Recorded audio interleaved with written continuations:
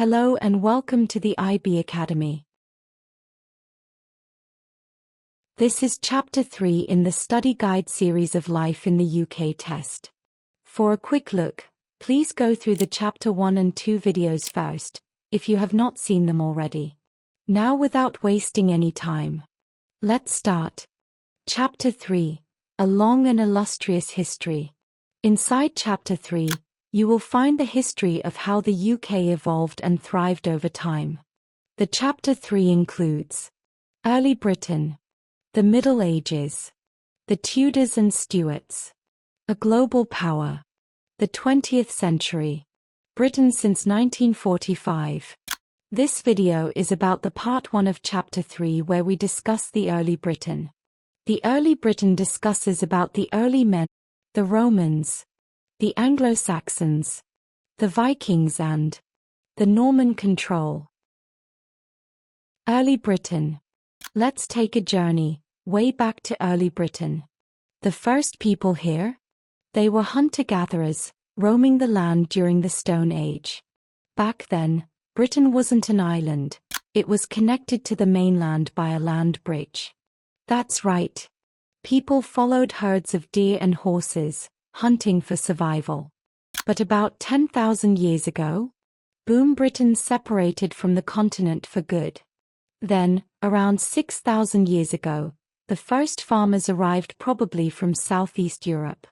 They built houses, tombs, and monuments, including the legendary Stonehenge. And it wasn't just Stonehenge. Other sites like the Skara Brae in Orkney still exist, showing us what life was like at the end of the Stone Age. Fast forward to 4,000 years ago, the discovery of bronze. Hello, Bronze Age. People lived in round houses, buried their dead in round barrows, and became amazing metalworkers, crafting tools, jewelry, and weapons. Eventually, bronze gave way to iron, and the Iron Age began. People still lived in round houses, but now in larger communities. Some even built hill forts for protection like the Maiden Castle in Dorset. Most folks were farmers, craftsmen, or warriors, speaking a Celtic language which, believe it or not, still survives in Wales, Scotland, and Ireland today. And here's a fun fact: the Iron Age people made Britain's first coins, some with the names of their kings. And with that, British history officially begins. Now let us revise the early Britain in IB Academy style. The first inhabitants of Britain were hunter-gatherers during the Stone Age, living when Britain was connected to the continent. About 10,000 years ago, Britain separated from the Channel. Around 6,000 years ago, the first farmers from Southeast Europe arrived, constructing houses, tombs, and monuments like Stonehenge, used for ceremonies. Toward the end of the Stone Age, well-preserved sites like Skara Brae helped researchers understand early life. The Bronze Age began about 4,000 years ago, marked by metalworking and roundhouses. Then arrived the Iron Age, with larger settlements, hill forts like Maiden Castle, Celtic languages, and the first inscribed coins, signifying the start of British history. Let's talk about the Romans, the Anglo-Saxons, the Vikings, and the Normans, because Britain's history is full of invasions and big changes. The Romans. First up, the Romans. Julius Caesar tried to invade Britain in 55 BC, but it didn't work out. Britain stayed outside the Roman Empire for nearly 100 years. Then, in AD 43, Emperor Claudius gave it another shot. This time, the Romans took over most of Britain, though the local tribes fought back. One of them, Boudica, the fearless queen of the Iceni tribe, is still honored today with a statue near Westminster Bridge in London. The Romans never fully conquered Scotland, though. Instead, Emperor Hadrian built Hadrian's Wall to keep out the Picts, ancestors of the Scottish people. Parts of the wall, like Housesteads and Vindolanda, still exist today. The Romans stuck around for 400 years, building roads, public buildings, and laws, and even introducing new plants and animals. By the 3rd and 4th centuries AD, Christianity started spreading in Britain. Let's see it again. Julius Caesar attempted to invade Britain in 55 BC but failed. In AD 43, Emperor Claudius successfully took control of most of Britain, facing resistance from local tribes, including Boudica, queen of the Iceni. The Romans never conquered Scotland, building Hadrian's Wall for protection. They ruled for 400 years, creating infrastructure. Later, Christianity spread in the 3rd and 4th centuries. The Anglo-Saxons. In AD 410, the Roman army packed up and left, never to return. Then entered the Anglo-Saxons.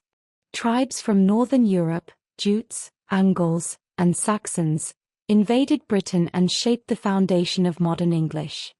There were battles, of course, but by AD 600, Anglo-Saxon kingdoms ruled much of England.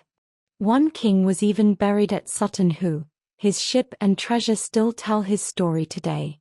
Western Britain, parts of Wales and Scotland, remained free from Anglo-Saxon control. And at first, they weren't Christians. But missionaries soon arrived.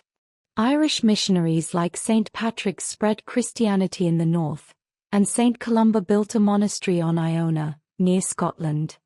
Meanwhile, St. Augustine brought Roman Christianity to the south and became the first Archbishop of Canterbury. Let's see it again, IB Academy style. In AD 410, the Roman army left Britain, leading to the invasion by Anglo-Saxon tribes such as the Jutes, Angles, and Saxons. By AD 600, they controlled much of England, with significant figures like a king buried at Sutton Hoo. Irish missionaries spread Christianity in the north, while St. Augustine brought it to the south. Then came the Vikings, raiders from Denmark and Norway. In AD 789, they started attacking Britain's coastal towns, stealing goods and taking slaves. But they weren't just invaders, they settled in eastern England and Scotland. The Anglo-Saxon kingdoms eventually united under King Alfred the Great, who defeated the Vikings. Some Vikings stayed, especially in the east and north, in a region called Danelaw, which is why places like Grimsby and Scunthorpe have Viking names. Some even adopted Christianity. In the north, Viking attacks led people to unite under King Kenneth MacAlpin, and that's when the name Scotland was first used for the country. Let's see it briefly. The Vikings, from Denmark and Norway, began raiding Britain in AD 789, attacking coastal towns and taking goods and slaves. They later settled in eastern England and Scotland. King Alfred the Great united the Anglo-Saxon kingdoms and defeated them. Some Vikings stayed, leading to names like Grimsby and Scunthorpe. In the north, King Kenneth MacAlpin united people, marking the use of the name Scotland. The Norman conquest. Now for the Normans, the last successful foreign invasion of England. In 1066, William, Duke of Normandy, invaded and defeated King Harold at the Battle of Hastings. Harold was killed, and William became William the Conqueror. This battle is remembered in the Bayeux Tapestry, still displayed in France today. The Normans changed England's government and society. They spoke Norman French, which influenced English, and they conquered Wales, though the Welsh fought back over time. The Normans clashed with the Scots near the England-Scotland border, but they didn't fully invade Scotland. William also ordered a survey of England, listing towns, villages, landowners, and their animals. This record? The Domesday Book, still around today, showing what life was like after the conquest. Let's see it again. In 1066, William, Duke of Normandy, invaded England and defeated King Harold at the Battle of Hastings, becoming William the Conqueror. This event is depicted in the Bayeux Tapestry. The Normans influenced England's government and society, spoke Norman French, and fought the Welsh and Scots. William also created the Domesday Book to record English life post-conquest. And there you have it, 4 waves of invaders that shaped Britain's history. Now you know. The history of the UK before the Romans. The impact of the Romans on British society. The different groups that invaded after the Romans. The importance of the Norman invasion in 1066. In the next video, of Life in the UK Study Guide series, you will see the Part 2 of Chapter 3. The Part 2 discusses the events that occurred in the Middle Ages and shaped the Britain as we know it today.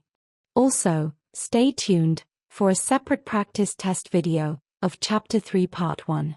Keep learning. We hope that you have already liked this video and subscribed to the channel. Also, don't forget to press the bell icon.